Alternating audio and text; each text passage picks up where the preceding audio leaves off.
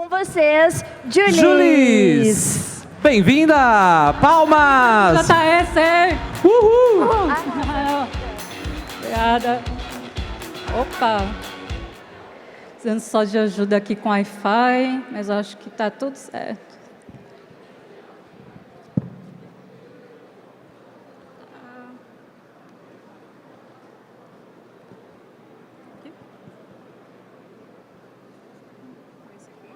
Não, vocês mesmo.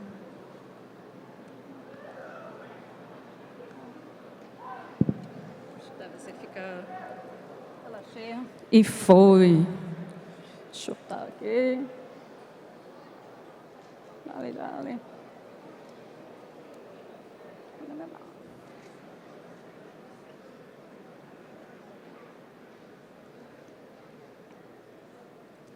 Sobre isso.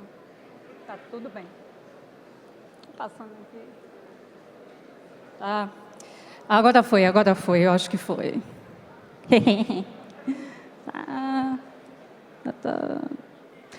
Boa tarde, boa tarde. Estou muito feliz de estar aqui. Muitos temas que vão ser abordados nessa palestra já foram abordados pelos amigos, colegas palestrantes.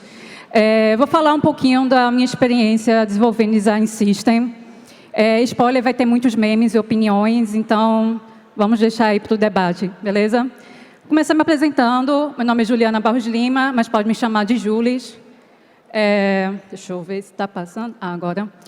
Meus pronomes são ela, dela, ele, dele, o sotaque não deixa enganar, sou de Recife, terra boa, terra do frevo. Sou desenvolvedora web full stack, sou uma pessoa neurodiversa. E também sempre estou apoiando iniciativas de grupos subrepresentados em tecnologia, especialmente PyLadies capítulo Recife, e PyLadies Brasil, e também o Reprograma. Bom, e nas horas vagas eu sou diretora de marketing da Associação Python Brasil. É um puta trampo, um tempo muito complicado, botar um evento nacional com muita gente para reunir em torno de uma linguagem de programação. Está sendo incrível, finalmente, estar num evento de tecnologia que tem muitas coisas que eu uso no dia a dia do trabalho. Então, eu queria que vocês dessem uma salva de palmas para a organização do evento, para os fornecedores. É incrível a estrutura desse evento, a organização, está lindo demais, os estandes. Pô, essa galera merece muito, muito nosso carinho. E eu curto muito jogos, board games, não significa necessariamente que eu seja boa, significa que eu me divirto, então vai com calma aí, motor. E quadrinhos, especialmente graphic novels, enfim. Mas por que eu resolvi me meter nessa palestra? Essa palestra ela vai ter um pouco de tópicos mais técnicos, mas também vai ter muito sobre capacidades socioemocionais, a.k.a. hard skills, né? Como aprendizados, muitas vezes eles fogem do conceito de linearidade, né? Então, você acha que vai aprender tudo daquele jeitinho, daquela forma, e às vezes vem a oportunidade e é bom você estar sempre ligado, sempre atento ao que pode acontecer. Ser uma pessoa flexível, né? Ser uma pessoa desenvolvedora também pragmática. A questão de desenvolver autonomia para uma pessoa júnior numa empresa, uma pessoa recém-ingressa. Então, essa palestra também envolve... É para você liderança, é para você que acabou de entrar no projeto. E é isso. Bom, eu queria saber quantas pessoas aqui na audiência já mexeram ou já ouviram falar sobre Design System. Mas uns 80% Instituto Data Code Precisions, então vou passar bem rápido nessa parte. Que basicamente é uma biblioteca de padronização de componentes e layout para uma aplicação web. Então, ela tem necessariamente documentação, ela tem necessariamente design tokens, é basicamente a união perfeita entre design e desenvolvimento. Pode ser open source, como é o caso do Confetti, que vai ser desmembrado, destrinchado nessa palestra. E é um produto, eu acho muito interessante esse conceito, o Design System, ele é um produto em si que será utilizado em outros produtos. Então, tem essa questão de complexidade e de você não considerar só a developer experience de quem está codando o Design System em si, mas também de quem vai utilizar esse Design System. Então, são duas linhas de pensamento que você tem que conciliar. Bem interessante. Esse aqui é o Kit Design System do Figma, então só mostrando um exemplo de que seria um Design System, um handoff lá do Figma, nosso querido, é parceiro de todas as horas, DevMode, um abraço. Contexto, né? Como é que estava o contexto do projeto na época? Então, a gente, como pessoas recém-ingressas no projeto, a gente teve autonomia de propor algumas coisas. O projeto era componentes baseados em classes, usando JavaScript, nada contra, tem até amigos que usam. Testes unitários em Jest, documentação no Storybook. Então, uma stack bem condizente com o que ele tinha se desenvolvido lá atrás. Ele já estava com uma stack um pouquinho defasada em relação a quando a gente entrou no projeto, né? E também ele usava monorepo. E esse conceito que eu vou explicar um pouquinho agora, né, vai ser depois da migração do TurboRepo. Vocês já ouviram falar em TurboRepo? Tá, agora 2% da audiência, segundo o Instituto Datacul de Pesquisas. Então, basicamente, o TurboRepo ele é uma ferramenta própria para JavaScript, TypeScript, para monorepos. Então, você pode rodar um comando, sei lá, npx, turbo, start, em qualquer parte do diretório do seu projeto. Ele auxiliou muito a gente. A configuração deu um pouquinho de trabalho, mas, no final das contas, vale muito a pena esse esforço. Bom, o time rotativo, então, esse projeto ele era utilizado, né, para pessoas recém-contratadas na empresa, recém-ingressantes, ou pessoas full stack, back-end heavy, né, para ter mais conhecimento em front-end. Então, era uma questão também de como reter conhecimento entre um time que está sempre sendo reestruturado. Bom, já falei, ele era focado em acessibilidade.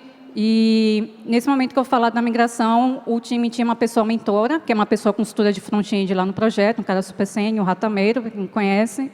E eu estava lá, de gata, estamos mantendo esse projeto open source. Foi minha primeira experiência como mantenedora. Bom, e aí você pensa, massa, vamos trabalhar com design system, vamos trabalhar um projeto com documentação, vai ser tudo massa, vai ser tudo maravilhoso, mas, na verdade, aperta os cintos, pilotos no meio. E eu acho que o piloto seria eu, acho que eu sou um negocinho lá de bexiga inflada, sei lá, que não é nada disso.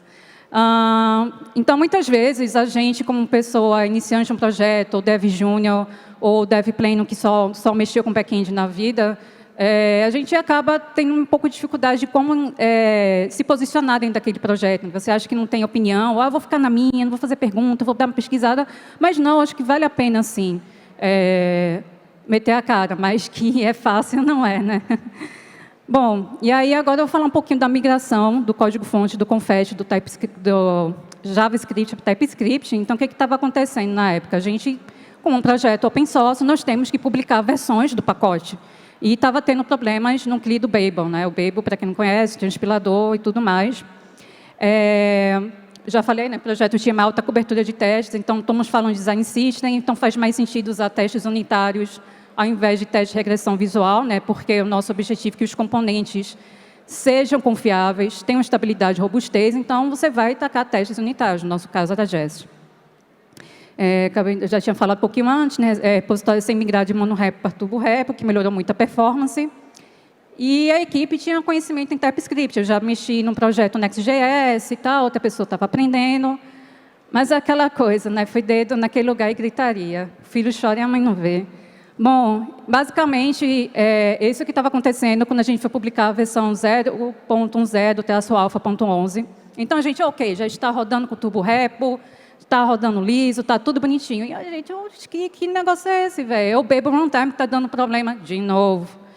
E aí, a gente tentou das formas mais simples, reinstalar a versão mais nova, ajustar o NVM e tal, e não foi indo. Aí a nossa abordagem foi usar o TestUp, né? Aqui só mostrando um package.json do Confetti. E vamos trocar o TestUp, ele é compatível com JavaScript também, vai dar tudo certo e a gente não precisa migrar o código, porque a gente já estava namorando essa ideia de migração há muito tempo. E, eita, que deu ruim no meme, mas tudo bem. Está escrito lá, bora migrar de JavaScript para TypeScript, tipo, já está tudo ótimo, você não está conseguindo publicar. Vamos inventar agora, ainda por cima, fazer uma migração? Vamos! Sim, eu sei que é um slide meio complicado, justamente no Brasil JS. Mas, sim, proibido já JavaScript na frente das crianças sujeita a paulada. Porque, basicamente, a gente já estava com isso mapeado, fazia sentido, E outro detalhe é que era mais fácil usar as interfaces, como eu vou falar lá na frente, para a gente exportar os tipos dos componentes. Então, a oportunidade encontrou a necessidade e começamos a meter a mão na massa, né? Renomear os arquivos para JSX, para TypeScript, depois os stories no Storybook e depois os testes. É claro que isso gerou alguns desafios. Sim, o sentimento dos desafios foi basicamente esse efeito laxante que causou na gente. Primeiro, a remoção da S-Lint. Para quem não sabe, o TestUp já vem com a S-Lint built-in, né, embarcado. A gente começou de forma gradual, então, como eu falei no início, a gente começou renomeando os arquivos, cada arquivo, depois o seu story, e depois o seu teste. E é claro que os testes não gostaram de tanta mudança, então taca erro no teste, taca a gente resolver problema no teste, depois ajustar o código do componente. E aí a gente teve que fazer uma coisa interessante, que foi desabilitar o modo strict, não no TestUp, isso é um erro, foi num test config. Sim, eu sei que não é recomendado a priori, mas a gente estava no processo de migração, então problemas esperadores pedem soluções esperadas. Sim, a gente estava exportando os componentes em type, alguns componentes estavam sendo exportados, esse era o problema, porque a gente exportava o pacote, né, targz e tal, e quando a gente colocava na aplicação que estava testando o design system, alguns componentes não estavam funcionando direito ou nem sequer estavam sendo renderizados. E isso se deve também por alguns motivos, especialmente optional props, porque antes os componentes estavam, né, documentados com JSDocs e prop types, e a gente foi trocando isso para a interface. Um ponto interessante é que a gente usou a interface, como eu falei antes, em relação à melhoria, evolução da pessoa desenvolvedora que fosse lá. Interfaces são muito melhores para union types, né, muito melhores para expandir os componentes, você pode estender uma interface, então isso era melhor de fazer, mais viável de fazer do que com types. Mas seguindo, então essas optional props, a gente, quando foi um processo muito manual, a gente acabou esquecendo de passar algumas optional props como obrigatórias, e isso, claro, que quebrou, surpreendendo um total de 0 pessoas. E também um detalhe em relação aos nomes de algumas variáveis. Por exemplo, isso aconteceu muito, acho que foi no drop-down e no input, né, de tipo, você ter uma prop chamada value, mas ele também tem um value padrão da API, do React, do DOM, do Virtual DOM, no caso, e estava ainda colidindo com outro value que era de outro canto que a gente não sabia de onde estava vindo. Então, no final das contas, a gente também acabou resolvendo alguns débitos técnicos, não sei se posso chamar assim, para resolver esse babado.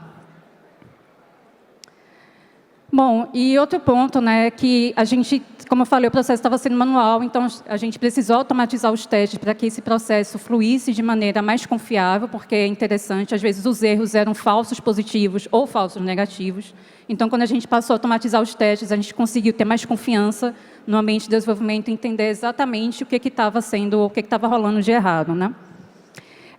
Uma coisa muito importante que foi o uso das extensões corretas na IDE, no caso foi o VS Code. Mas aqui é uma opinião pessoal, como você, pessoa desenvolvedora, você tem que ser pragmático no uso da IDE. Então, isso pode ser qualquer uma das JetBrains, Sublime, para quem ainda Sublime, Vim, enfim. Então, você garantir um ambiente correto para aquele projeto, né? Então, você dá um disable, né, naquele workspace daquelas extensões. Depois, a gente conseguiu assegurar que todos os componentes estavam sendo exportados nesse arquivo de types. E aí, também para componentes com variantes, por exemplo, o button, né? A gente tinha o button base, o botão normal, o outline e o text button. Então, a gente criou um arquivo base do qual os outros expandiam as interfaces quando aplicado. Vou mostrar isso com calma. Então, calma, o que é isso, minha filha? Volta? Ok. Essas foram as extensões que nos ajudaram bastante. Primeiro, a HellLens, que mostrou os erros na linha de código. O segundo, Total TypeScript. Eu não sei se vocês conhecem o canal do Matt Pollock, que foi o cara que desenvolveu essa extensão. É um canal muito bom no YouTube. É excelente para quem quer aprender de TypeScript também. E ele fez essa extensão maravilhosa que ele explica, né? Por exemplo, você vai declarar uma interface, ou você vai declarar, sei lá, uma prop que recebe um evento sintético, um synthetic event, ou um React Node. Então, ele fica dando instruções, e aí quando você dizer, ok, já saquei o que está acontecendo aqui, você pode dar um disable naquela notificação, ajuda muito. E também essa extensão nativa, né, do JS no VS Code, que ajudou pra caramba a gente a segmentar melhor os testes. Agora sim, os resultados.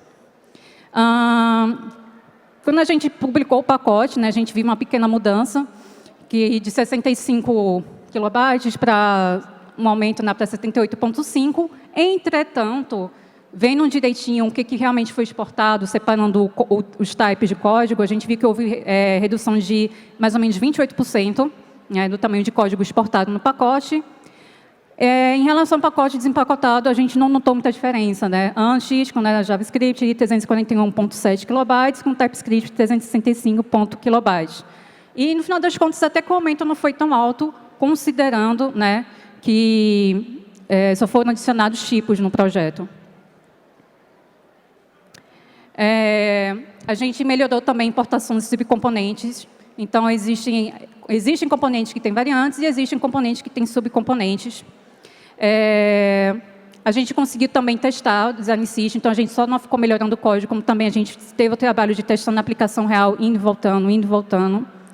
E também começar a ajustar os testes, não todos de uma vez, né? Começar de dentro para fora, do menor átomo que você tiver na sua aplicação, do abstract button, do abstract card, por exemplo. E depois vai expandindo para cada um. Se está dando para ver? Está dando para ver direitinho, minha gente? Show! Então, esse, por exemplo, o do tag drop down, esse foi o pior de todos. Que ele tem dois subcomponentes, como vocês podem ver, o tag item e section title. Então, a gente teve que falar isso para o time que estava testando o projeto, né? Então, eles só tiveram que fazer um pequeno ajuste no código, que era, em vez de portar tag item from tag drop down, eles tinham que portar tag drop down ponto tag item. Aqui, por exemplo, foi o que eu falei na parte de você criar uma interface geral, né, para o componente. Então, a gente criou esse componente chamado o Abstract Button Props, que ele tinha o componente base do botão, mas a interface, os próprios padrões não estavam no Abstract, porque ele mesmo poderia ser modificado. Eles estavam no Base Button Props. Então, todos os outros botões estavam expandindo a partir dele, ou a partir do Abstract, dependendo do cenário. Mas não sei se ficou claro, porque você consegue segmentar melhor as props que você vai precisar para o seu componente.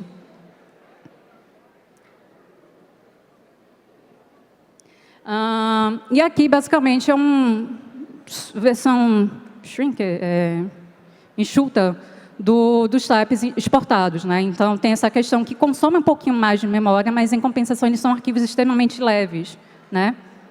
E também a questão de a manutenção é extremamente fácil e a gente consegue ver de forma mais organizada o que está sendo exportado em comparação com JavaScript. E é isso, testes salvam vidas. Você não precisa mais fazer uma receita caseira de Rivotril na sua casa. Porque se você tem um projeto com boa cobertura, você consegue fazer uma migração de uma forma menos insana, uma forma mais organizada. Bom, outros aprendizados, você entender o crescimento, a evolução de cada pessoa na equipe durante a aprendizagem de uma nova linguagem, isso é importantíssimo. Isso também confere autonomia, reforçando novamente a questão de habilidades não técnicas. Porque, assim, habilidades técnicas, é óbvio que todo mundo que passou por essa migração teve um aumento, né, no domínio do TypeScript. Isso é salutar, mas outras coisas que vêm junto, que não são tão óbvias. Eu acho que esse é o objetivo da palestra, ressaltar esses pontos que não parecem tão óbvios, né? Testes, a gente fala muito de testes, mas testes realmente salvam vidas, eles ajudam projetos a serem mais resilientes, a lidarem melhor com mudanças. E só que teria ajudado mais se a gente tivesse usado TDD, né? Então, se a gente tivesse começado a ajustar pelos testes e depois pelo código do componente. Então, acho que seria uma abordagem que poderia ter sido ainda melhor. E questão de registrar atividades, aí é uma parte mais aberta. Não interessa se você registra atividade no papel, papiro, cuneiforme, Obsidian, Notion, bloco de notas. O importante é que tente fazer isso seu hábito diário. Se não é, procure, porque às vezes esses pontinhos de atenção, e isso é possível, também só foi possível montar essa palestra e o blog post que é baseado, porque ficou lá anotando algumas coisas, alguns detalhes que ajudam muito a reter o conhecimento. E está tudo bem, você não está furando fila, você não é uma pessoa menos desenvolvedora por fazer anotações, ao contrário. né? Você garante ainda mais registro de informação no seu projeto. Porque pode parecer besteira, mas sempre aparece alguma regra nova em Twitter, cancelado, coitado do Elce, e tipo, não vai atrás dessa galera não, vai atrás do que realmente te ajuda a ser uma pessoa desenvolvedora melhor. Sim, os problemas com build deram certo. Sim, o código do TypeScript, quando a gente fez um benchmark, tem um site muito massa que se chama Design Systems Brasileiros. Eu fui dar uma olhada, tipo, tem Design System da DASA, da Boticário, várias empresas. Eu vi que a maioria dos lugares já estava usando TypeScript justamente para essa parte de você poder exportar as interfaces, você poder ter mais habilidade, capacidade de expandir e customizar seus componentes. Refatorar o código com o strict ativado, que aí sim que vai separar as crianças, né, as meninas, mulheres e pessoas das crianças. Em relação ao Storybook, além da mudança do código para TypeScript, a gente não notou muita mudança, não. Storybook que tem a ver. Mentira. Sim, time horizontalizado também ajuda muito a desenvolver confiança em processos críticos como esse, como um processo que a Ana Deri falou na palestra dela, né, do Black Friday. Então, ter um time que tem abertura para novos conhecimentos ajuda muito em problemas críticos.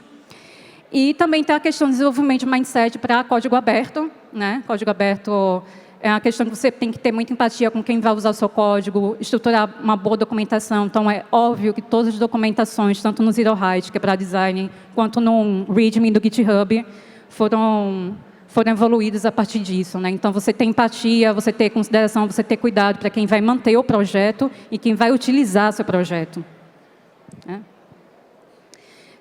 E esse aqui é um lema que eu vejo em todas as comunidades Python. Eu entrei na comunidade Python para aprender a linguagem, fiquei pela comunidade, tanto é que eu sou front-end.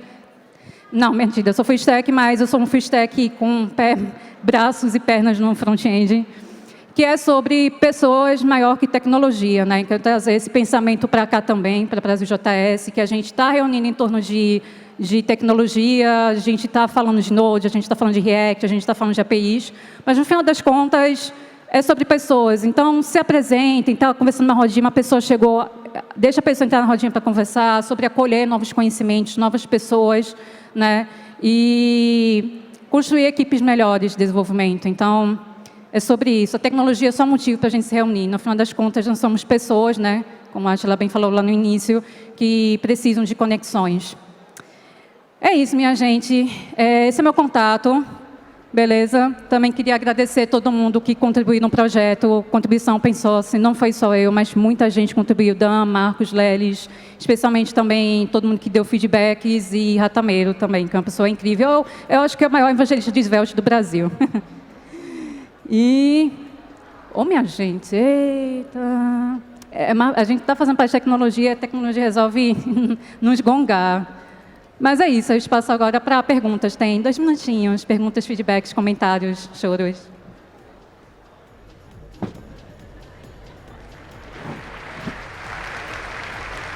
Vocês são os fofos.